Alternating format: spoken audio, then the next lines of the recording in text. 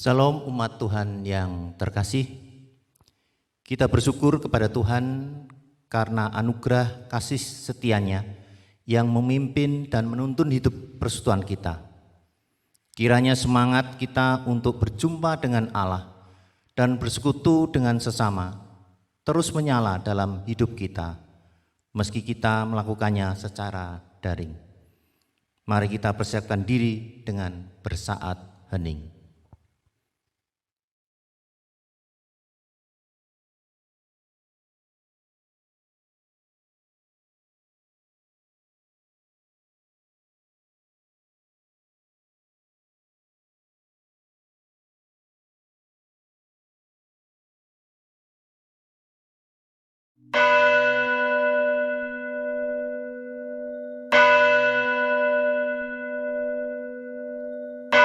Umat berdiri.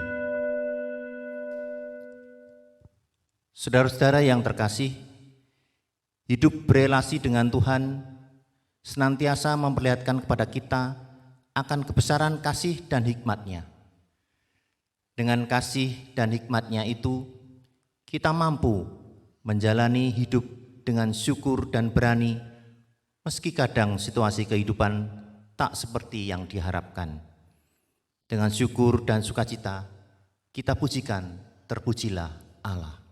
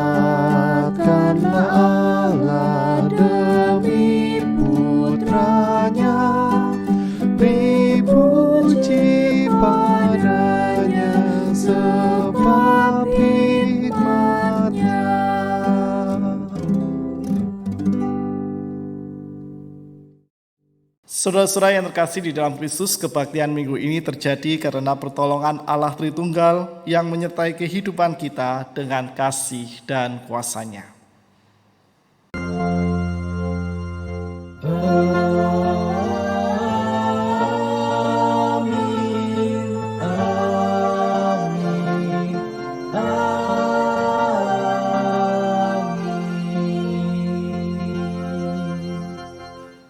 Damai Kristus beserta saudara sekalian.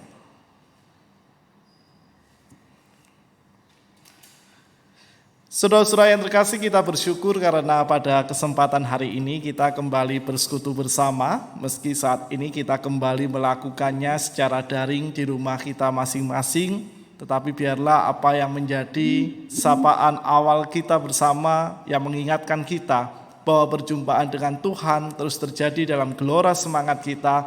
Hal itu pun juga akan tercermin dan setiap kesediaan kita untuk berhimpun bersama meski secara virtual.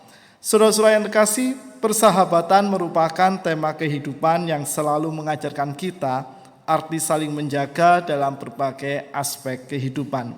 Demikianlah Tuhan, sang sahabat sejati bagi kita. Ia selalu menjaga diri kita dalam menjalani hidup, pun kita menjaga kesetiaan iman kepadanya. Dengan tema Tuhanku, Sahabatku, kita akan merefleksikan kehadiran Tuhan sebagai sahabat dan kesediaan kita mensyukurinya dengan menjadi sahabat bagi semesta dalam kehidupan sehari-hari. Saudara-saudara yang kasih, saat ini kita mendapatkan waktu dan kesempatan untuk bersama-sama menundukkan diri dan kehidupan kita di hadapan kasih kuasa Tuhan. Marilah kita menyesali segala dosa dan kesalahan yang telah kita lakukan dalam keheningan doa. Mari kita berdoa.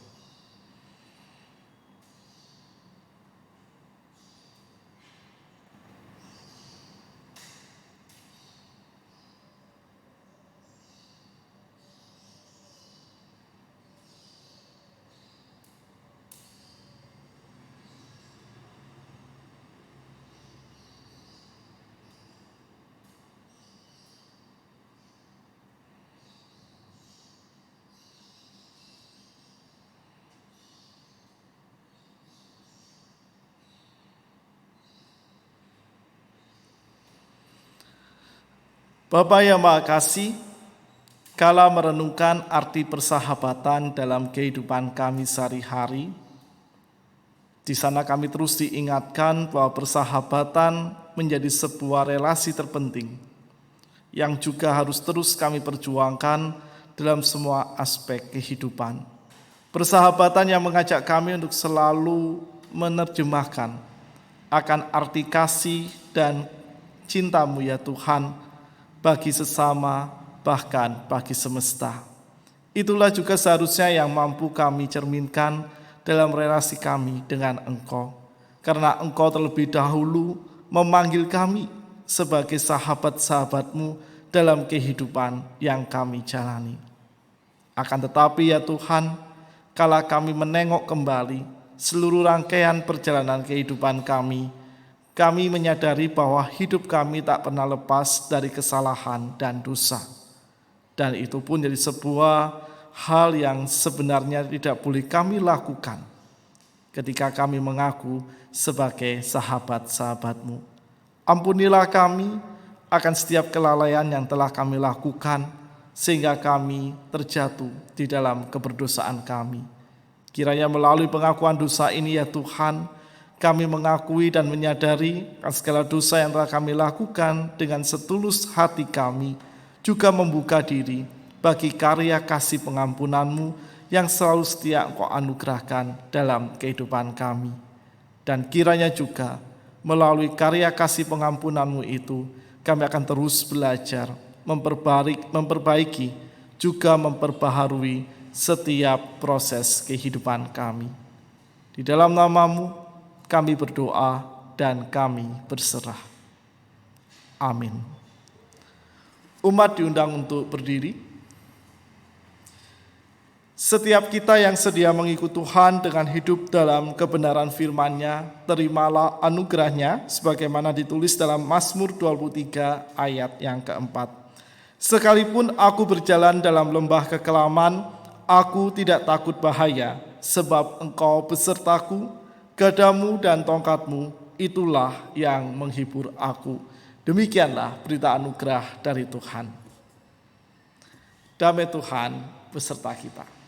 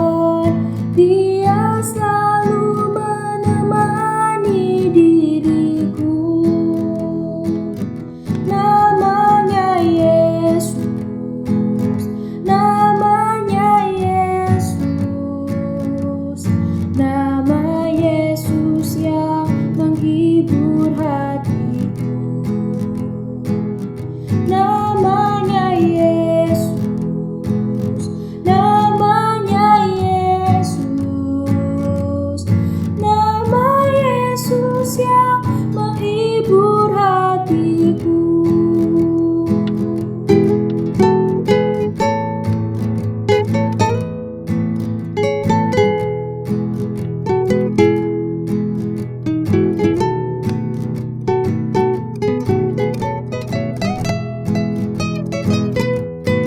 Ada satu sobatku yang setia, tak pernah dia tinggalkan diriku. Di waktu aku susah, waktu ku sendirian, dia selalu menemani diriku. Namanya Yesus, namanya Yesus, nama Yesus yang menghibur hatiku. Namanya Yesus, namanya Yesus, nama Yesus yang menghibur hatiku.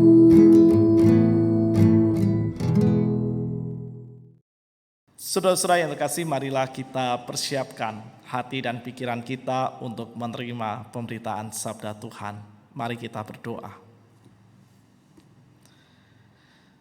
Bapa yang Maha Kasih, kami bersyukur karena dalam kesempatan persekutuan kami secara virtual ini, kami tetap memiliki waktu untuk bersama-sama merenungkan firman-Mu dalam hidup persekutuan kami meski dari rumah kami masing-masing. Oleh karena itu kami memohon kiranya hikmat-Mu senantiasa menolong dan menyertai kami yang membaca dan merenungkan, maupun juga hamba-Mu yang akan menguraikan sabda-Mu, sehingga firman-Mu terjemahkan dengan baik dalam kehidupan kami, mampu kami terima dan juga kami laksanakan dalam seluruh aspek kehidupan kami. Di dalam nama Tuhan kami Yesus Kristus, kami bersyukur dan bersukacita menyambut firman-Mu. Amin. Saudara-saudara yang terkasih, pembacaan firman Tuhan pada kesempatan hari ini diambil dari Efesus 2 ayat 11 sampai dengan 22. Efesus 2 ayat 11 sampai 22. Karena itu ingatlah bahwa dahulu kamu sebagai orang-orang bukan Yahudi menurut daging, yang disebut orang-orang tak bersunat oleh mereka yang menamakan dirinya sunat, yaitu sunat lahiriah yang dikerjakan oleh tangan manusia, bahwa waktu itu kamu tanpa Kristus tidak termasuk kewargaan Israel dan tidak mendapat bagian dalam ketentuan-ketentuan yang dijanjikan, tanpa pengharapan dan tanpa Allah di dalam dunia. Tetapi sekarang di dalam Kristus Yesus, kamu yang dahulu jauh sudah menjadi dekat oleh darah Kristus. Karena Dialah damai sejahtera kita, yang telah mempersatukan kedua pihak dan yang telah merubuhkan tembok pemisah, yaitu perseteruan. Sebab dengan matinya sebagai manusia, Ia telah membatalkan hukum Taurat dengan segala perintah dan ketentuannya untuk menciptakan keduanya menjadi satu manusia baru di dalam dirinya, dan dengan itu mengadakan damai sejahtera, dan untuk memperdamaikan keduanya di dalam satu tubuh dengan Allah oleh salib, dengan melenyapkan perseteruan pada salib itu. Ia datang dan memberitakan damai sejahtera kepada kamu yang jauh, dan damai sejahtera kepada mereka yang dekat.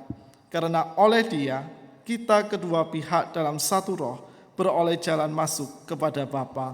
Demikianlah kamu bukan lagi orang asing dan pendatang, melainkan kawan sewarga dari orang-orang kudus dan anggota-anggota keluarga Allah, yang dibangun di atas dasar para rasul dan para nabi, dengan Kristus Yesus sebagai batu penjuru. Di dalam Dia tumbuh seluruh bangunan rapi tersusun menjadi bait Allah yang kudus di dalam Tuhan. Di dalam Dia kamu juga turut dibangunkan menjadi tempat kediaman Allah di dalam Roh. Demikianlah pembacaan firman Tuhan. Berbahagialah setiap kita yang senantiasa memelihara dengan menghidupi dan melakukan firman Tuhan ini di dalam kehidupan sehari-hari. Haleluya. Haleluya, haleluya, haleluya.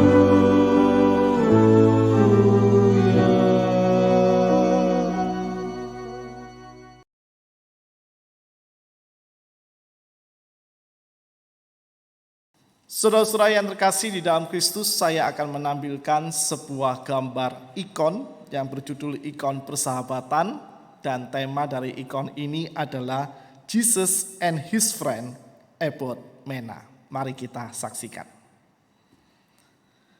Saudara-saudara yang terkasih, kalau kita memperhatikan gambar ini adalah gambar yang di sebelah sisi kanan itu adalah Yesus, dan yang di sebelah kiri adalah Ebot Mena. Siapakah Ebot Mena? Ebot Mena adalah salah seorang pastor atau seorang pendeta dari gereja ortodoks yang pada waktu itu hidup di abad ketiga di daerah Ethiopia. Saudara-saudara yang terkasih, ikon atau gambar Jesus and his friend Ebot Mena ini adalah sebuah gambar ikon yang satu-satunya secara eksplisit menggambarkan Kristus sebagai seorang sahabat. Dan karena Ebot Mena begitu spiritual, maka ia pun disebut sebagai sahabat Kristus. Apa makna yang terkandung di dalam gambar ini, saudara kasih? Ada 3 hal yang hendak dijelaskan oleh ikon persahabatan ini.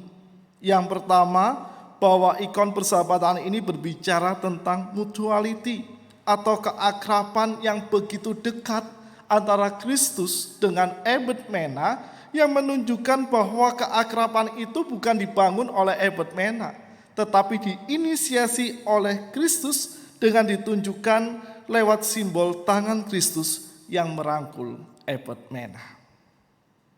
Bukankah hal yang sama pun juga senantiasa kita alami dalam kehidupan kita sehari-hari?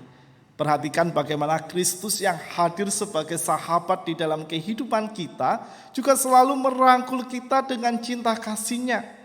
Ya, meski kadangkala dalam perspektif kehidupan kita tidak merasakan rangkulan kasih itu.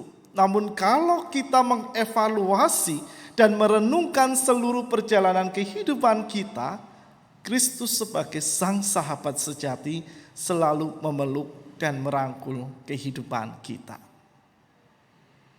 Pujian yang tadi kita nyanyikan sebelum kita memasuki pelayanan firman, Tuhan Yesus sahabatku yang tercinta dan erat, ada sebuah lagu sederhana yang juga seringkali dinyanyikan oleh anak-anak remaja maupun pemuda kita untuk mengingatkan bahwa itulah Kristus yang hadir sebagai sahabat satu-satunya dalam kehidupan kita. Sahabat sejati yang selalu hadir di semua situasi dan kondisi, baik di kala suka maupun duka. Sahabat yang selalu menunjukkan kesediaan untuk meraih kita terlebih dahulu di dalam suasana keakraban. Bahkan ketika kita berdoa, kita juga bisa memanggil Kristus sebagai sahabat.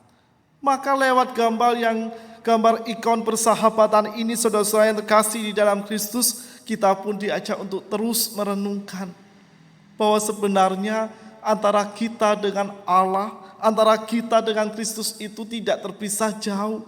Kita itu sangat dekat sekali dan kita sangat akrab di dalam relasi persahabatan kita dengan Tuhan. Sehingga hal itu berkonsekuensi dengan harusnya kita bersedia untuk pula menjaga konsistensi iman kita sebagai wujud syukur kita sahabat Tuhan. Itu pemahaman yang pertama dari ikon ini. Makna yang kedua, saudara kasih, di mana kalau kita memperhatikan dua jari ebed mena itu menunjuk pada Kristus. Yang itu juga memberikan sebuah tekanan besar dalam kehidupan kita, bahwa persahabatan yang kita bangun adalah sebuah persahabatan yang selalu berpusat kepada Kristus. Persahabatan yang didasarkan pada kasih dan kebaikan Kristus. Hal ini juga penting untuk selalu kita sadari dan senantiasa harus kita perjuangkan dalam kehidupan kita. Coba bayangkan kalau misalnya persahabatan yang kita wujud nyatakan dalam kehidupan sehari-hari dengan para sahabat kita tidak kita dasarkan pada kasih dan kebaikan Kristus, maka motivasinya hanya cenderung untuk memuaskan dan membanggakan diri kita dan juga untuk memuaskan hasrat kita dalam membangun persahabatan. Sangat berbeda sekali ketika persahabatan itu didasarkan pada kasih dan kebaikan Kristus. Karena ketika kasih dan kebaikan Kristus itu menjadi landasan yang kokoh dan kuat dalam kehidupan persahabatan kita, seberat apapun konflik yang kita alami bersama dengan para sahabat kita, pasti akan dapat diselesaikan dengan baik. Kita tidak akan mengumpat di belakang para sahabat kita.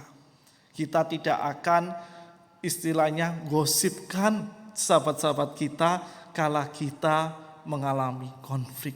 Tetapi kita akan saling menegur dan saling mengingatkan satu sama lain saat kita mendasarkan persahabatan itu di dalam kasih Kristus.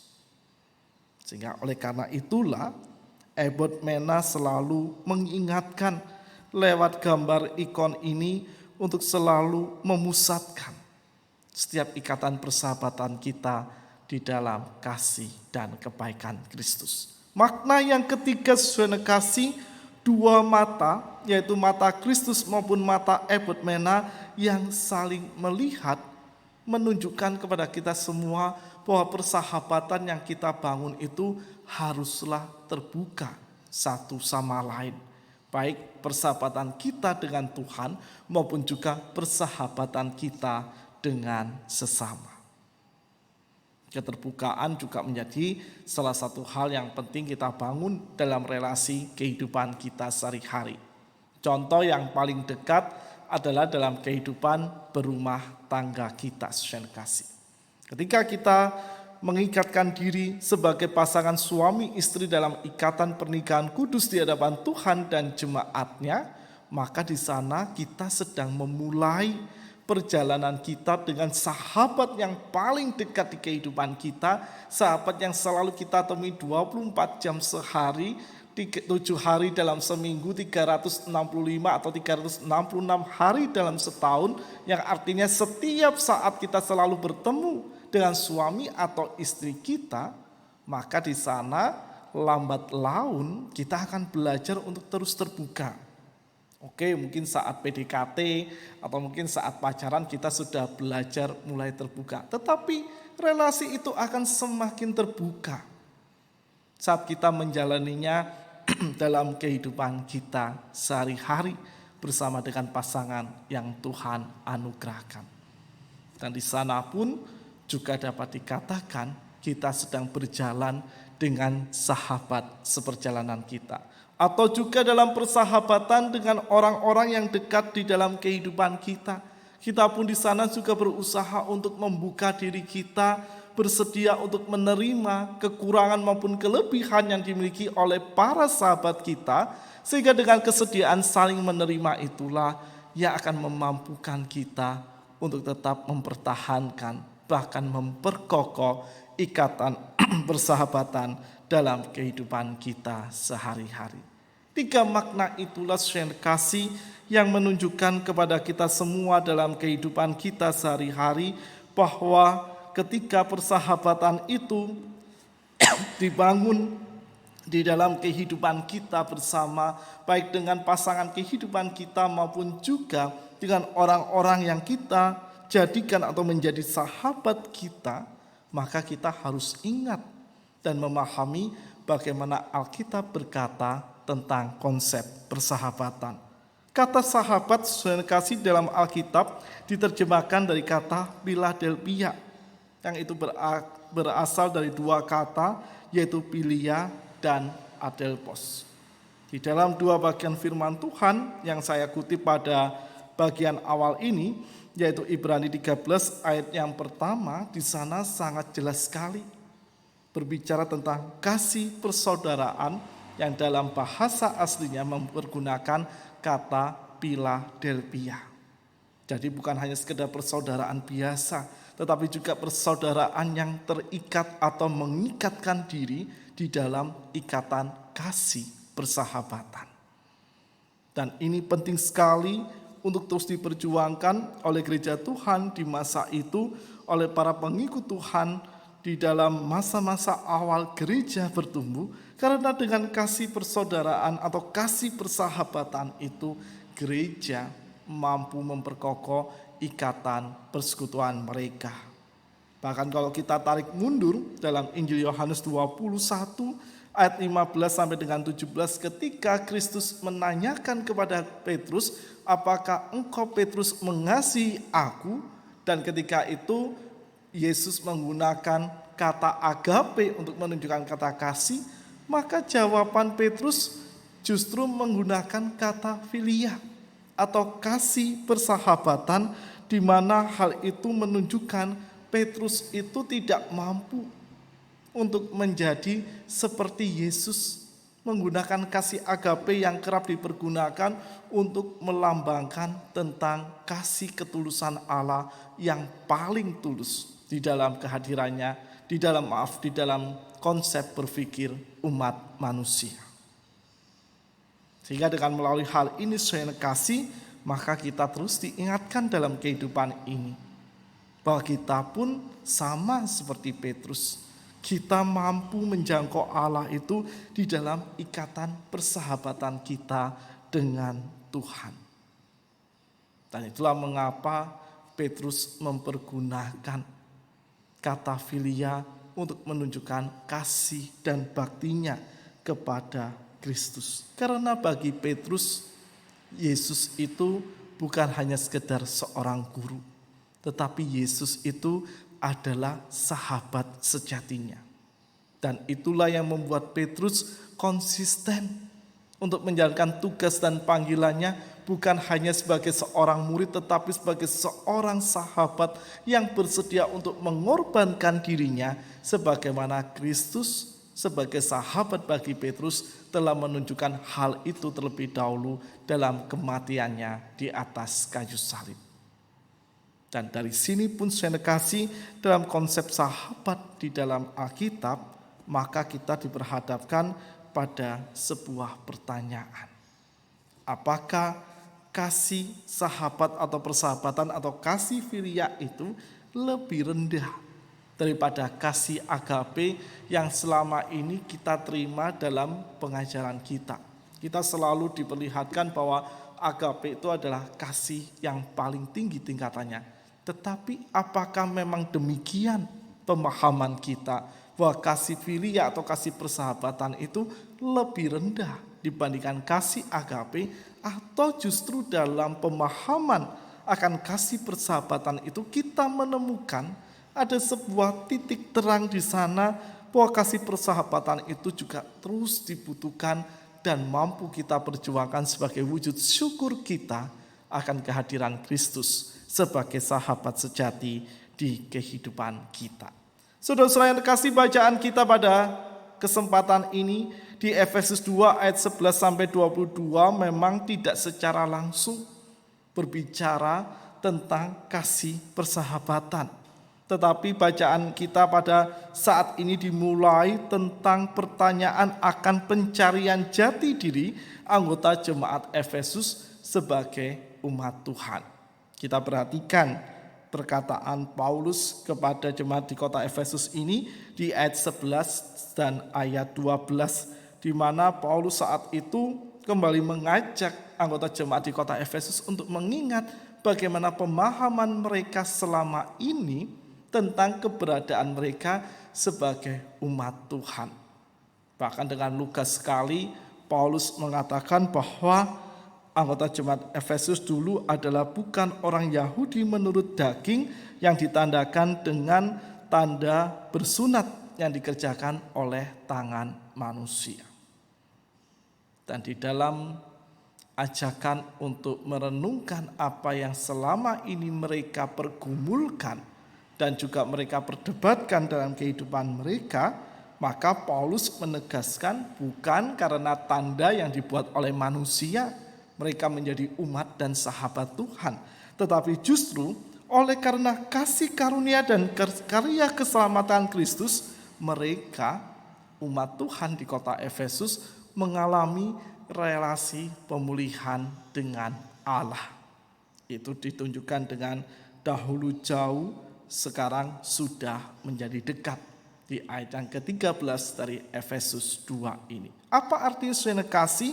Bahwa artinya ketika Paulus menegaskan tentang bagaimana kasih karunia dan karya keselamatan Kristus itu memulihkan relasi antara umat dengan Allah, maka Paulus sedang menegaskan kepada jemaat di kota Efesus, mereka menjadi sahabat Tuhan karena ada inisiatif yang ditunjukkan oleh Allah melalui karya keselamatan yang digenapi di dalam Kristus, sehingga mereka yang dahulu manusia yang jauh dari Allah karena dosa direngkuh kembali oleh Allah menjadi sahabatnya dan juga menjadi umat kepunyaannya. Dan implikasinya, maka anggota jemaat di kota Efesus juga disadarkan mereka bukan hanya hidup sebagai umat, tetapi justru dipersatukan sebagai bagian anggota keluarga Allah.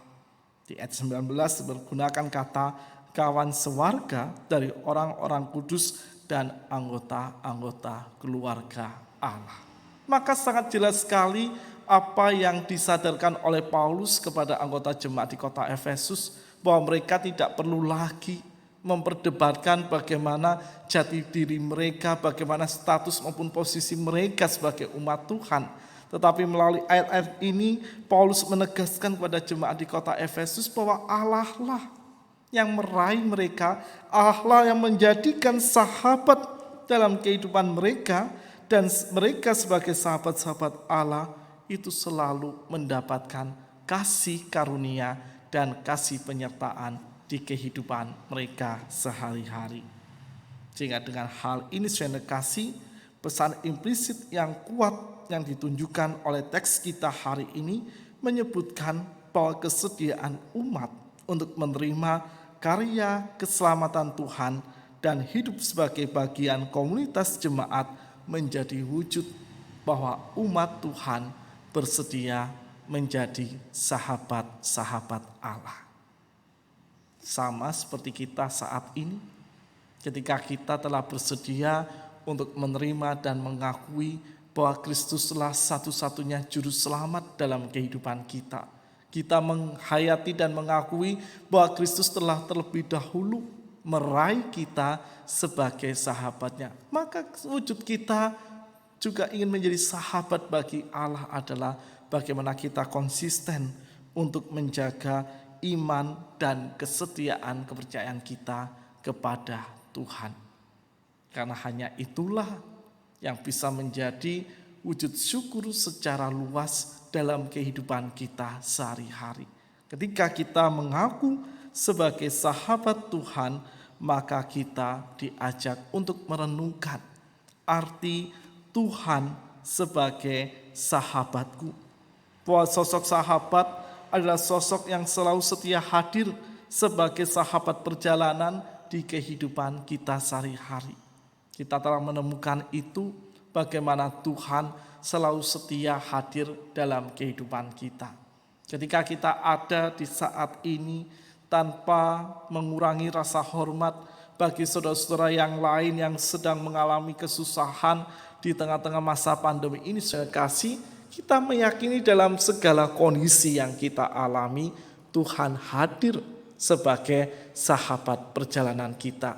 Dalam rasa syukur, Tuhan hadir sebagai sahabat yang selalu mengajak kita dan mengingatkan kita akan arti kehadirannya yang memberikan kita hikmat sehingga kita tidak menjadi sombong.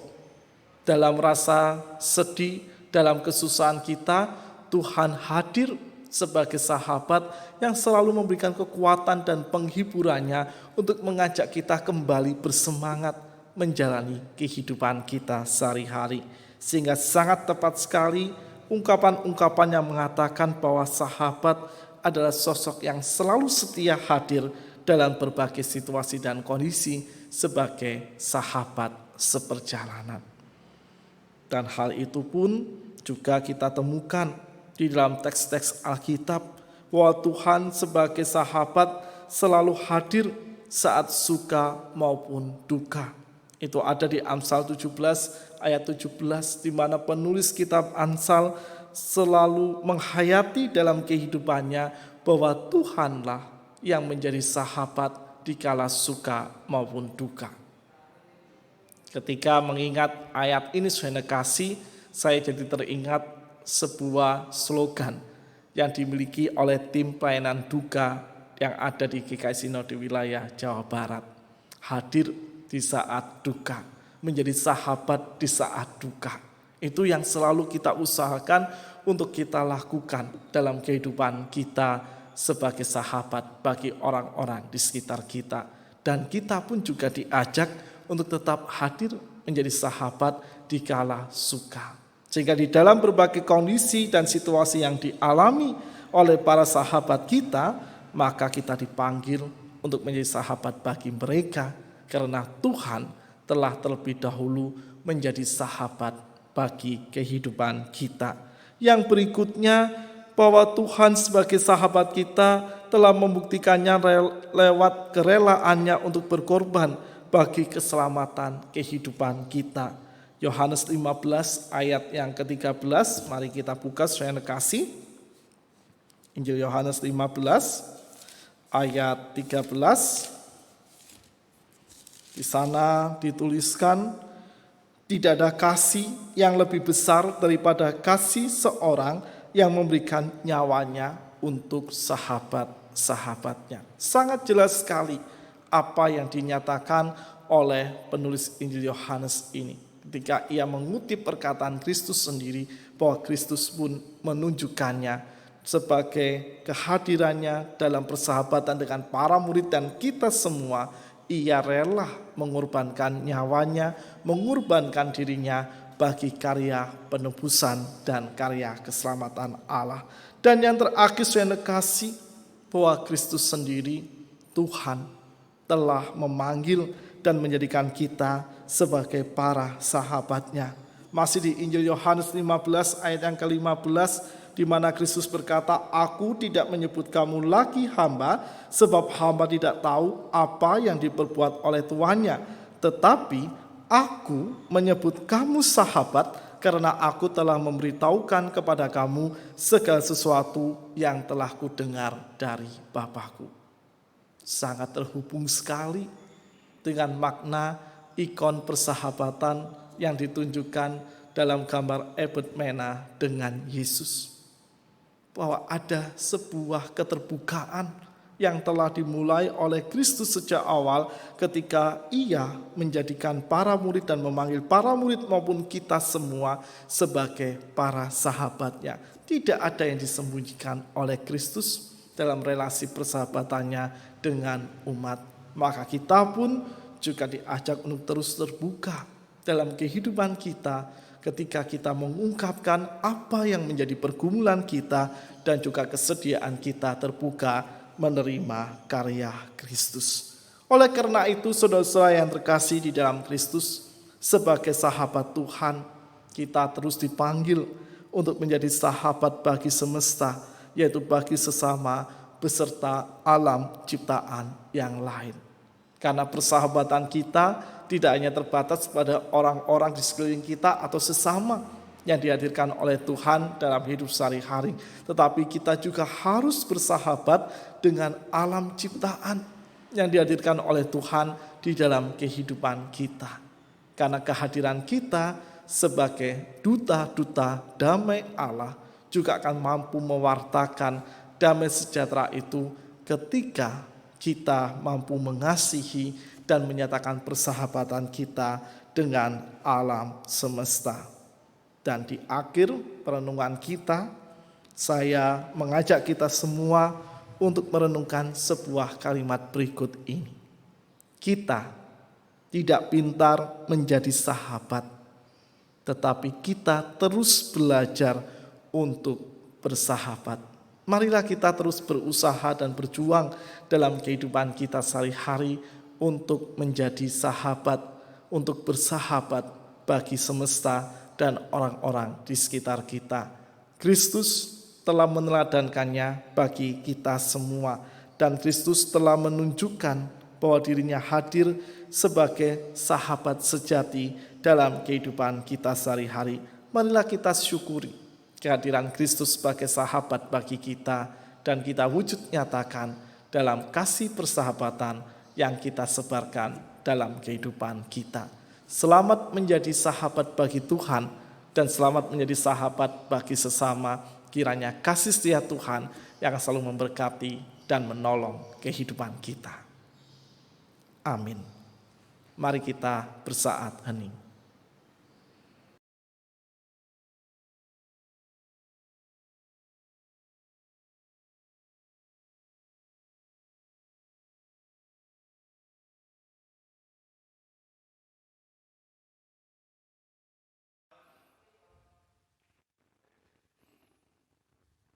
Umat diundang untuk berdiri.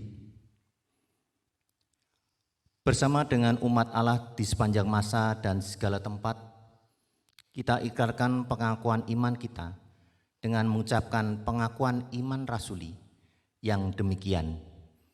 Aku percaya kepada Allah, Bapa yang Maha Kuasa, Khalid langit dan bumi, dan kepada Yesus Kristus, anaknya yang tunggal Tuhan kita, yang dikandung daripada Roh Kudus, lahir dari anak darah Maria, yang menderita di bawah pemerintahan Pontius Pilatus, disalibkan, mati dan kuburkan, turun dalam kerajaan maut. Pada hari yang ketiga, bangkit pula dari antara orang mati, naik surga, duduk sebelah kanan Allah, Bapa yang Maha Kuasa, dan akan datang dari sana untuk menghakimi orang yang hidup dan yang mati. Aku percaya kepada Roh Kudus, gereja yang kudus dan am, persekutuan orang kudus, pengampunan dosa, kebangkitan orang mati, dan hidup yang kekal. Amin. Umat dipersilakan duduk kembali. Saudara-saudara yang terkasih, mari kita naikkan seluruh syafaat kita di dalam doa, dan doa syafaat ini kita akhiri dengan menyanyikan doa Bapa kami. Mari kita berdoa. Bapa yang Maha Kasih, kami bersyukur kepadamu ketika Engkau telah memanggil dan menjadikan kami sebagai para sahabat-Mu. Ketika Engkau berinisiatif untuk merengkuh kami menjadi sosok sahabat bagi Engkau dalam mengerjakan karya kasih di tengah-tengah dunia ini. Kiranya ya Tuhan, kami mampu untuk terus senantiasa setia memenuhi panggilan persahabatan itu.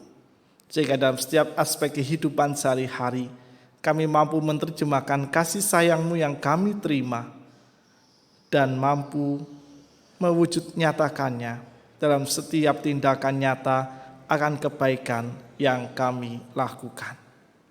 Dalam kesempatan ini ya Tuhan, kami terus berdoa untuk situasi bangsa dan negara kami.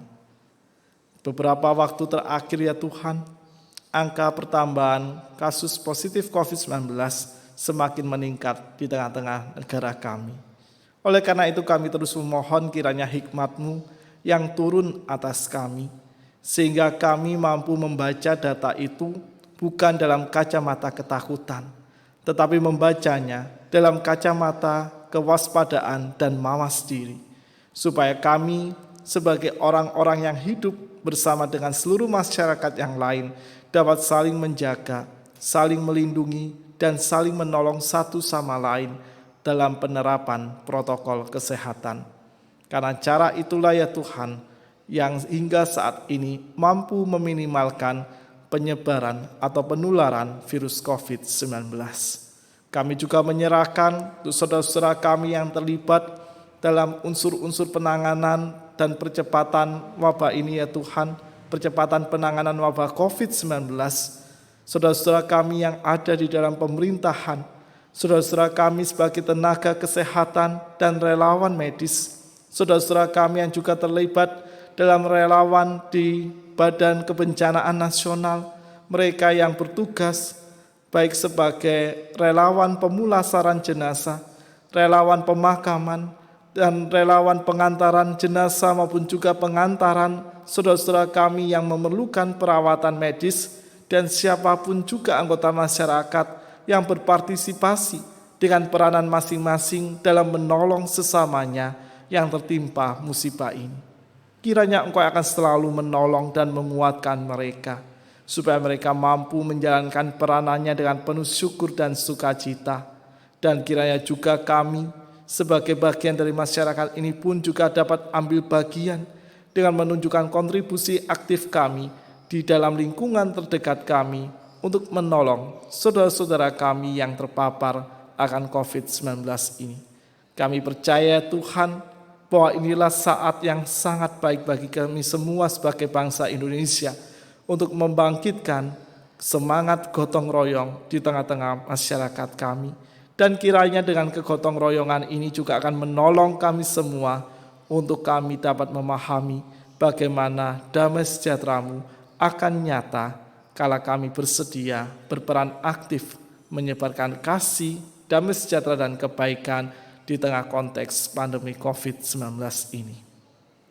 Kami juga bersyukur akan kehidupan bergereja kami ya Tuhan.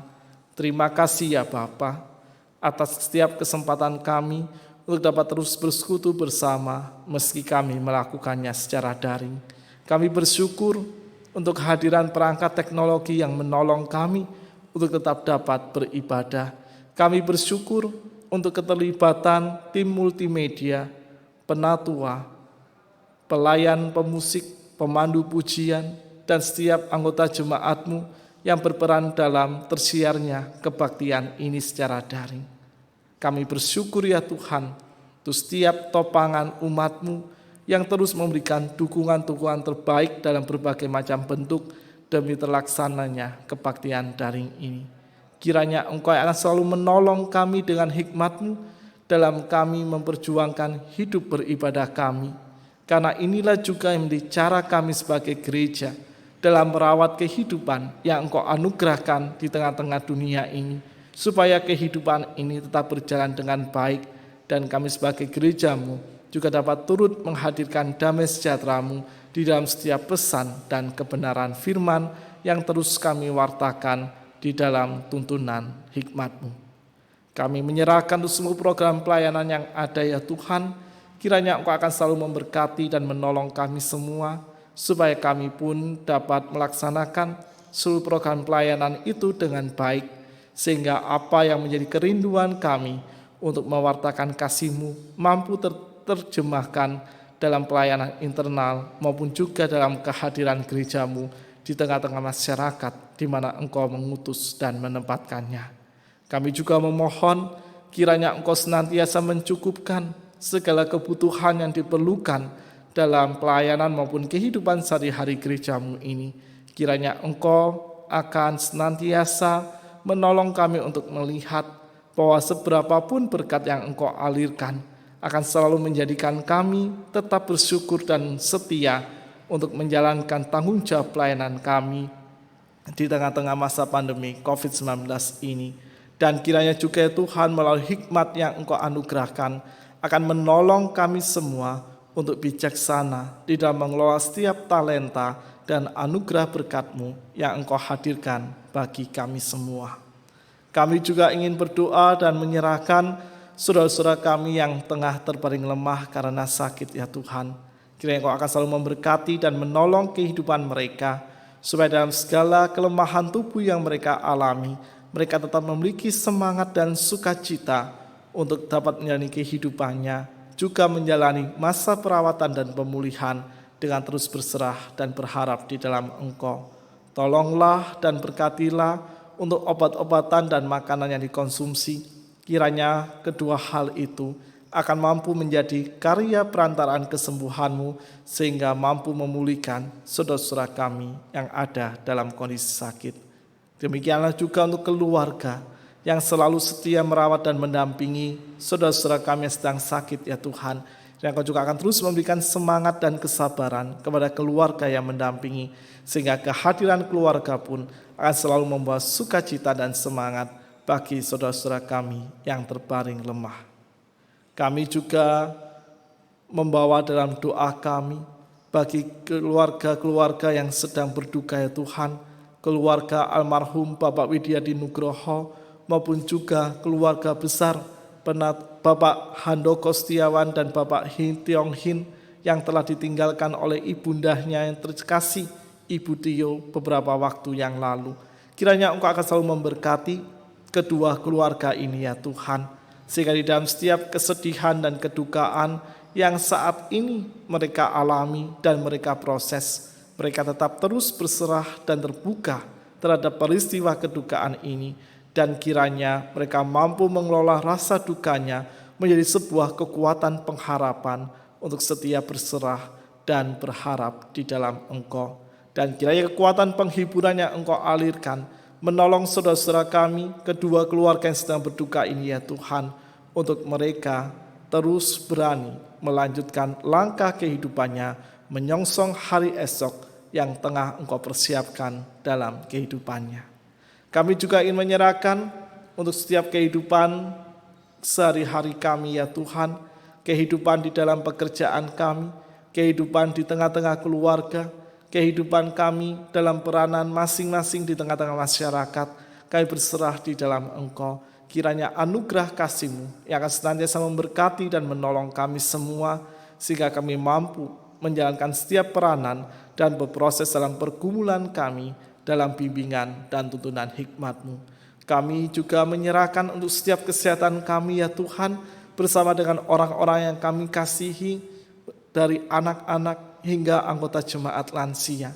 Kiranya Engkau memberkatinya, supaya kami terus memiliki kekuatan yang terbaik di masa pandemi ini, sehingga kami tetap bugar dan tetap segar dalam menjalani kehidupan, dan kami pun tetap mampu menjaga daya tahan tubuh kami seturut dengan kekuatan yang Engkau berikan. Kami akan berpisah dan melanjutkan seluruh langkah kehidupan kami. Kiranya anugerah kasih-Mu yang akan selalu memberkati dan menolong kami semua. Di dalam nama Tuhan kami Yesus Kristus, kami berdoa dan kami mengakhiri doa syafaat ini dengan menyanyikan doa Bapa kami sebagaimana yang telah Engkau ajarkan kepada kami semua.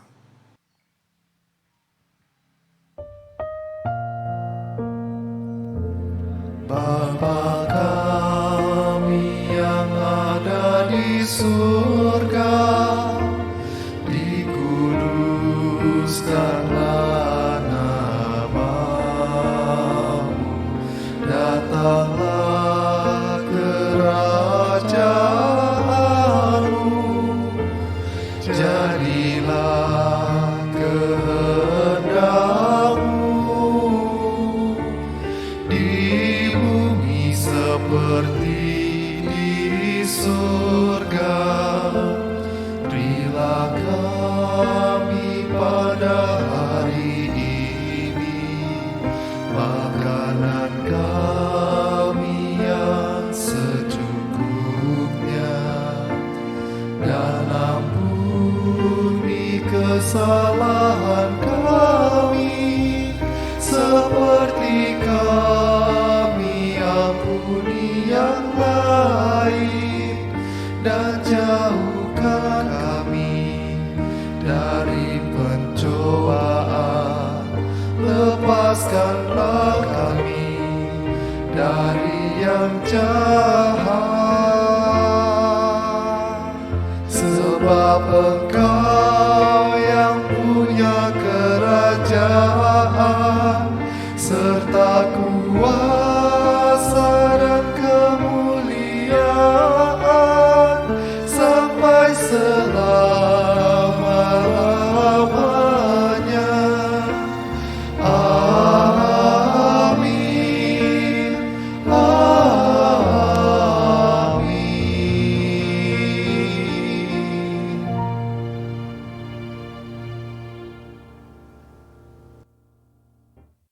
Bersyukur adalah cara hidup yang layak, karena kita telah menerima anugerah dan kasih Allah.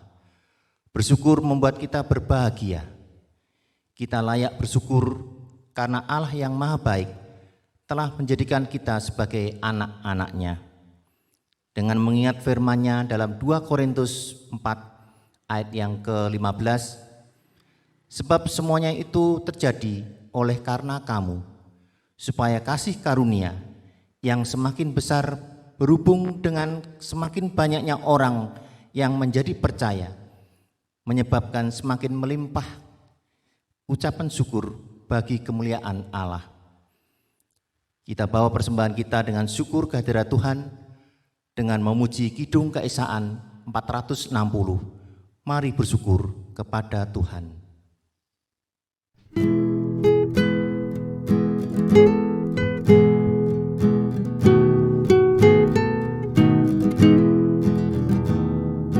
Mari bersyukur kepada Tuhan serta membawa persembahan.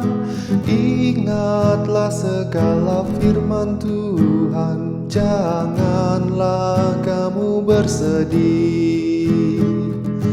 Allah sungguh maha baik, selalu mengasihi umatnya.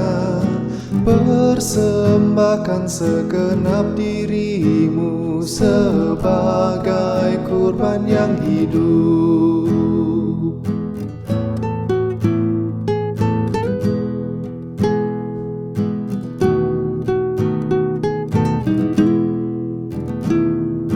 Bawa seluruh persembahan syukur ke dalam pelataran Tuhan, agar cukuplah persediaan makanan dalam rumahnya. Pandang Dia Allahmu, Dia Tuhan semesta alam.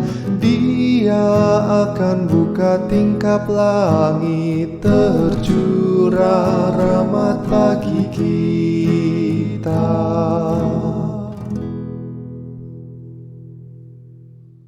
Umat diundang untuk berdiri. Mari kita bawa persembahan ini dalam doa. Bapa Surgawi, kami mengucap syukur dan terima kasih karena kasih-Mu yang besar dalam kehidupan kami, sehingga Engkau anugerahkan kasih-Mu yang besar dalam kehidupan kami hari lepas hari ya Tuhan. Saat ini ya Tuhan, kami telah mengumpulkan persembahan. Kiranya persembahan ini bisa menjadi kemuliaan nama-Mu ya Tuhan di dalam kehidupan kami. Berkati kami ya Tuhan hari lepas hari. Di dalam nama Tuhan kami Yesus Kristus, kami berdoa dan mengucap syukur. Amin.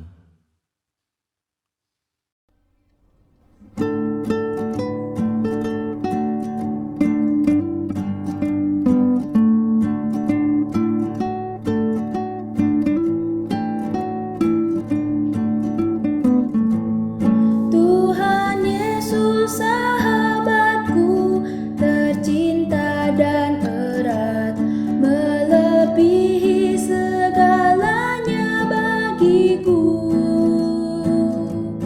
Bunga bakung paling indah yang tumbuh di lembah, mengampuni menyucikan diriku.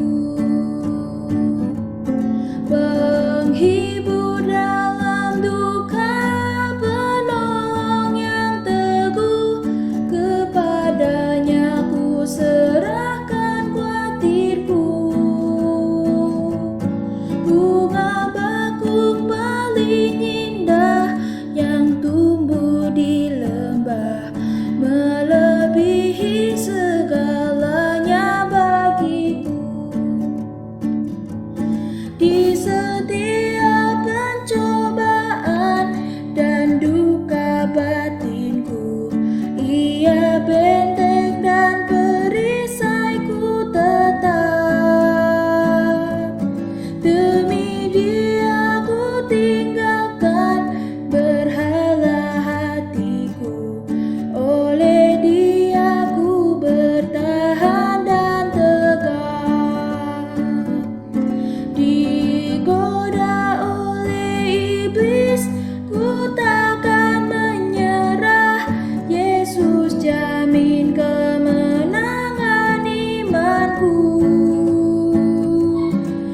bunga bakung paling indah yang tumbuh di lembah, melebihi segalanya bagiku.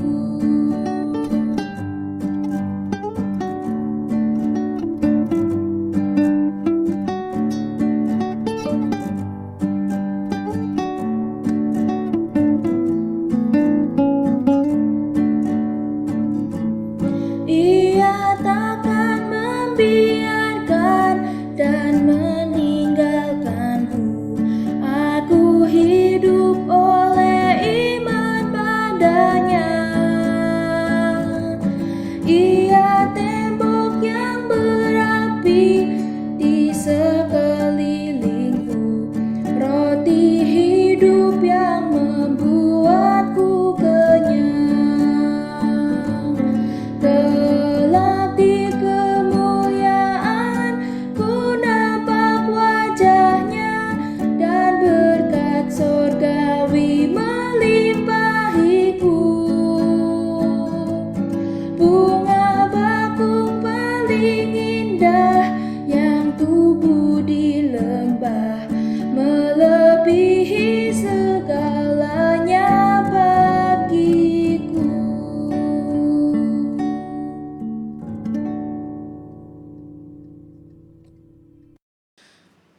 Saudara-saudara yang terkasih, arahkanlah hatimu kepada Tuhan.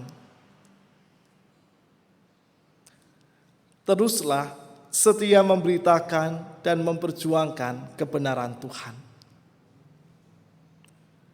Terpujilah Tuhan. Undurlah dalam damai sejahtera dan terimalah berkat-Nya. Kasih karunia dan kekuatan dari Allah Tritunggal senantiasa memampukanmu untuk menjadi sahabat-sahabat Tuhan dalam kehidupanmu sehari-hari, serta meneruskan kasih persahabatan itu dalam relasi dengan sesama maupun ciptaan Allah yang lain, kini dan sampai selama-lamanya. Haleluya. Amin.